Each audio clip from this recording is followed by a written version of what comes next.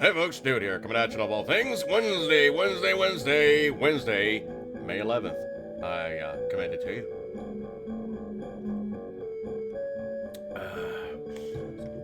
So what's today's point of note and item of interest that I wish to bring to you guys? Well, I went cruising through, and I went to my local secondhand store. It's a little place called Second Avenue, and literally it's kind of like an Amvet's kind of a clearance place where they basically get all the crap in, take the crap out of other people's houses, install it into your house, and by and large, about 70% of the crap they have in there is pretty much utter crap.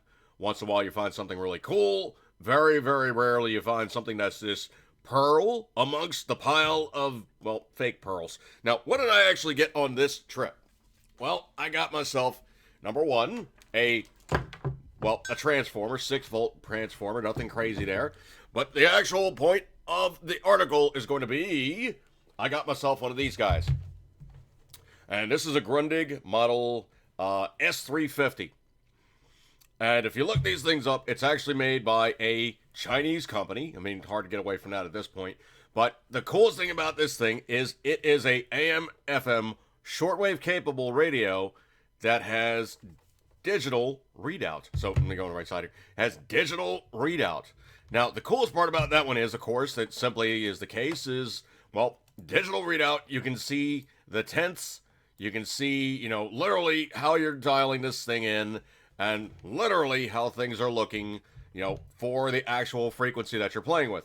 Now, this one actually goes shortwave, shortwave long, AM and FM. But the coolest part about it is literally all the options that this thing has on board.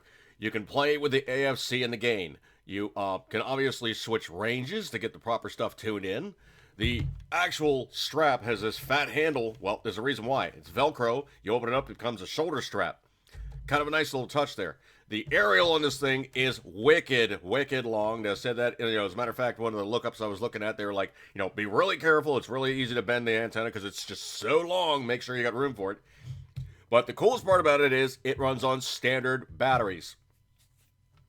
Of that, this thing runs on 4D batteries. The runtime on it is somewhere north of 50 hours. Constant running. The only thing I've heard that kind of sucks about this is it has like a built-in alarm clock and a built-in way to wake you up and what have you. The only complaint I've heard about this thing is it only runs for 90 minutes. You have to reset it. That's the biggest thing. It's the default setting. You can't get rid of that because it's a digital on-off. It automatically turns us off after 90 minutes. Well, you just go, oh, crap. Okay, coming up to, what,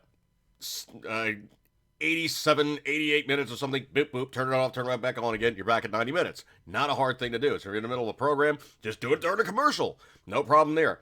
But the coolest thing about this thing is this that I thought was really kind of neat. Has an external coaxial FM input for the antenna. Has a lead style AM input into it for the AM radio. Has a ground, so you're not going to fry this thing if something takes a hit outside with like static charge or something. On the side, there is a switch for shortwave shortwave LPF. I gotta look that up what that is. And you can switch this thing out for FM mode into stereo or mono. Of that, it has two RCA outputs for the stereo speakers. So literally, you can run this thing as a 2-channel stereo radio. That's very, very cool. You can switch modes on this thing. You can run it as stereo or mono. Translation, it's just kind of like bundling both signals together to kind of make it a homogeneous sound versus a true stereo sound. I've yet to test this out and see what it sounds like. The other cool thing is it actually does have a headphone jack. So literally, you could actually run and gun this thing listening to it on your headset. Now, the cool part about it is this thing is a 6-volt radio. Well, 6-volt radios are probably pretty easy to run because everybody's now standardized on 5 volts with a USB. Of that, I have a battery backup. This is the Oh La La recommended to me by Fred Hart. Check his channel out, Gear Obsession channel. Put it down in the comments there. Always has some very cool stuff, and he pulled this thing out of the ethers. It was basically a clearance item. I got into this thing. It's a 10,000 milliampere battery. Huge. It charges your phone like 4 or 5 times. Huge. And the runtime on this thing is sick. Well, here's the cool part. You can either run it as a 1 amp output or a 2.1 amp output. So you can actually do like the slow charge or the fast charge on modern phones, second generation, third generation, fourth generation smartphones. They charge really, really fast if you run them on the hot side versus the low side. Don't be the low side, this is the hot side. But the thing about it is because it's 5 volts with fairly low amperage or higher amperage, you can actually do that cool thing where you basically do amps plus volts equals amps. So literally, if you're talking 5 volts times 200 milliamps, well, 5 volts times 200 milliamps is closing in on 6 volts.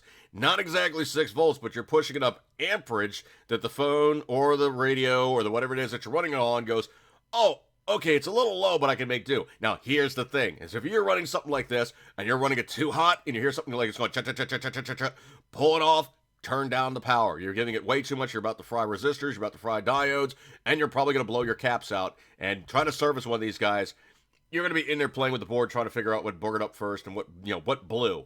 Not easy, not fun. Don't do that to yourself. If there's an IC chip in here, you probably have cooked it because this thing's actually got a computer-style digital readout.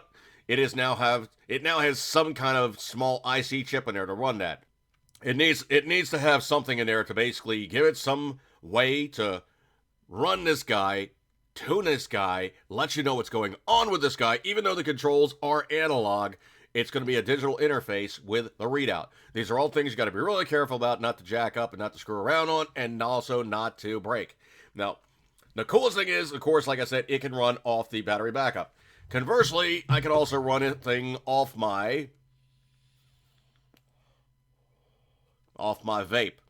My iTaste here actually does have a USB. It has a little switch on the bottom, little guy right here. You turn the switch off, and literally this thing stops acting like a vape and becomes a battery backup / charger.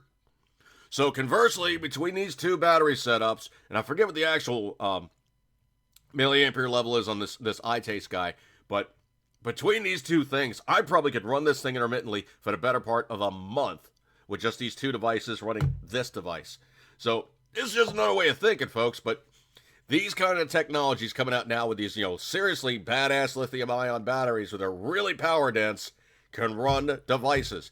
Failing that, you can get an adapter for a USB plug that actually can switch the voltage around and run the thing correctly without cooking something and something stupid like that. Now, of all things, I do actually also have an adapter for my car, which knocks it down from 12 volts, runs it down to 6 volts, and the plugs are reversible. Before Radio Shack goes out of business, you guys might want to avail yourself to go over there and see if they have those kind of adapters. They're not the cheapest, but they do work, and they're pretty bulletproof. I really have not been able to kill one yet.